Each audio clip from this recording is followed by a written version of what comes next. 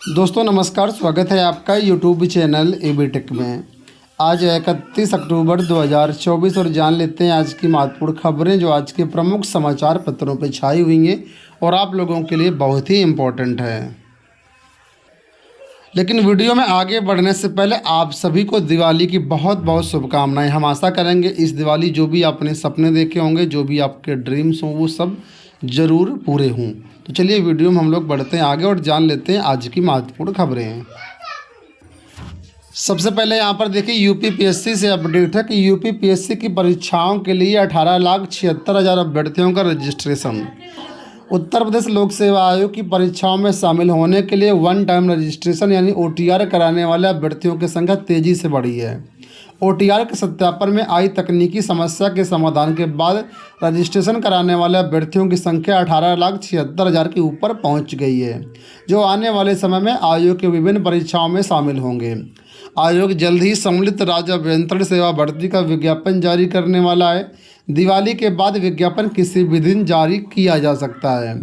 इसके तहत सहायक अभियंता के तकरीबन 250 पदों पर भर्तियां होंगी। भर्ती करने के लिए यानी आवेदन करने वाले अभ्यर्थियों को अनिवार्य रूप से ओटीआर की प्रक्रिया पूरी करनी होगी। इसके बाद ही ओटीआर नंबर के बेस पर आवेदन कर पाएंगे। इन दिनों सीधी भर्ती के 109 पदों पर भर्ती की प्रक्रिया चल रही है। इस भर्ती के लिए आवेदन करने वाले अभ्यर्थियों को ओटीआर में दिक्कत आ रही थी। दरअसल ओटीआर नंबर के सत्यापन के लिए अभ्यर्थियों के ईमेल आईडी और मोबाइल नंबर पर वन टाइम पासवर्ड आता है। तकनीकी दिक्कत के कारण अभ्यर्थियों को उनकी ईमेल आईडी पर ओटीपी नहीं मिल रहा था।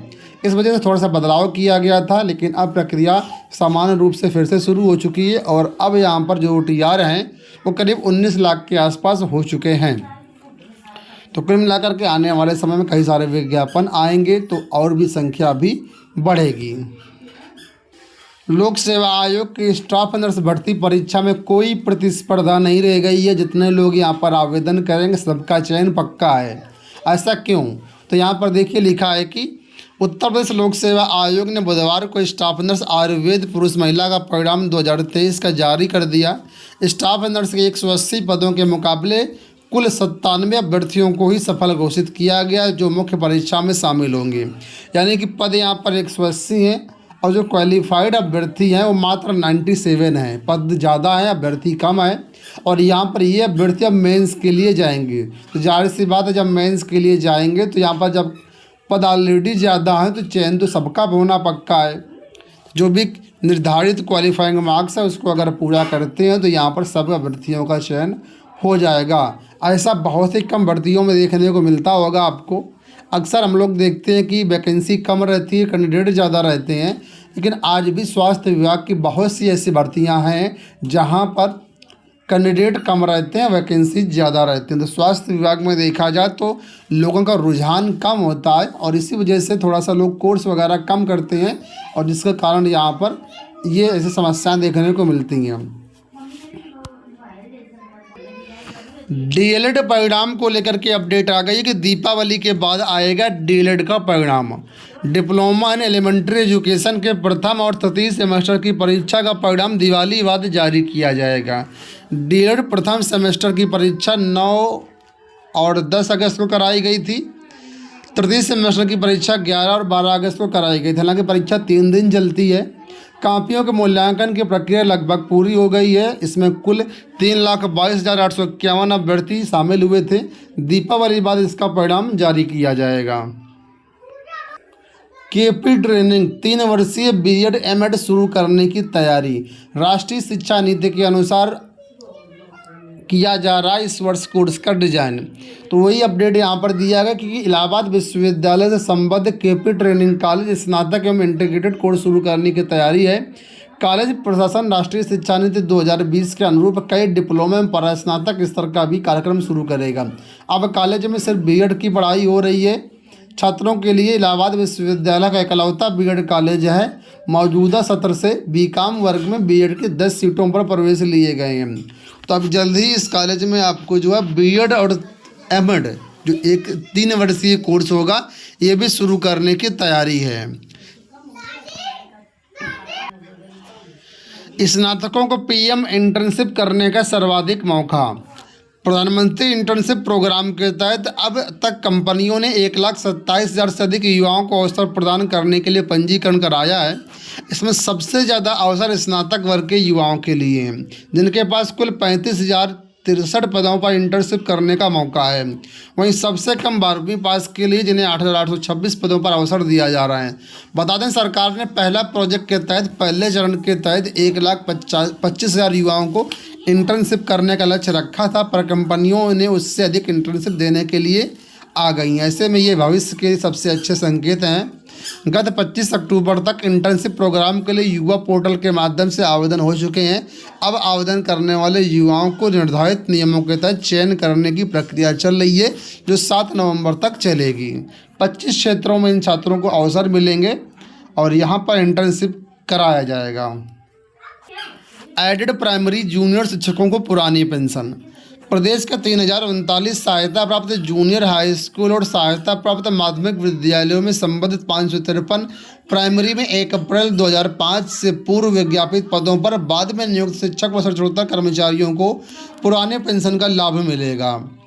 प्रदेश सरकार ने जून में हुई कैबिनेट बैठक में उन शिक्षकों और कर्मचारियों को भी पुरानी पेंशन देने का विकल्प देने का निर्णय लिया था, जिनका विज्ञापन तो 1 अप्रैल 2005 के पहले जारी हुआ था, लेकिन कुछ कारणों से ज्वाइनिंग जो है नियुक्ति के मिला के ज्वाइनिंग 2005 के बाद में हुई है।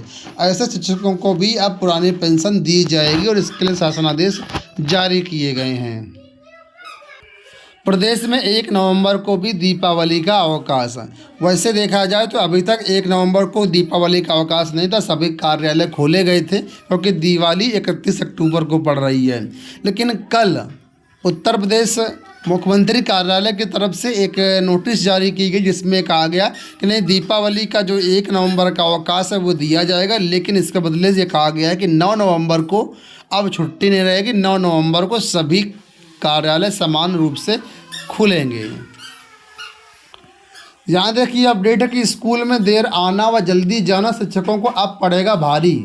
बेसिक स्कूलों में देर से आने वाले और जल्दी जाने वाले शिक्षकों पर शिकंजा कसने वाला है। जो शिक्षक बिना बताए अनुपस्थित हो जाते हैं वो भी सचेत हो जाएं। किसी भी स्तर पर ढिलाई नहीं बरती जाएगी। अब मुख्यमंत्री इस पर सीधी निगरानी करेंगे।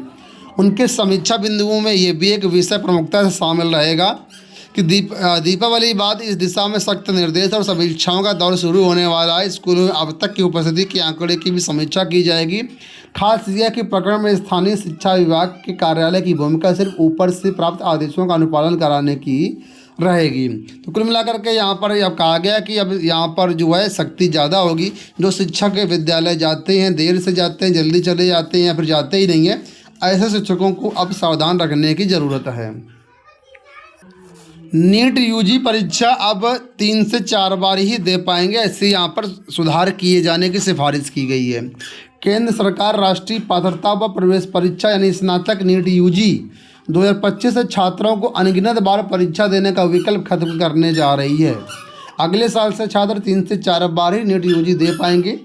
साथ ही जेईई मेन की तरह एक दिन के बजाय परीक्षा कई दिनों तक कई पालियों में कराई जाएगी, यानी हाइब्रिड मोड में परीक्षा कराए जाने का भी सुझाव दिया गया है।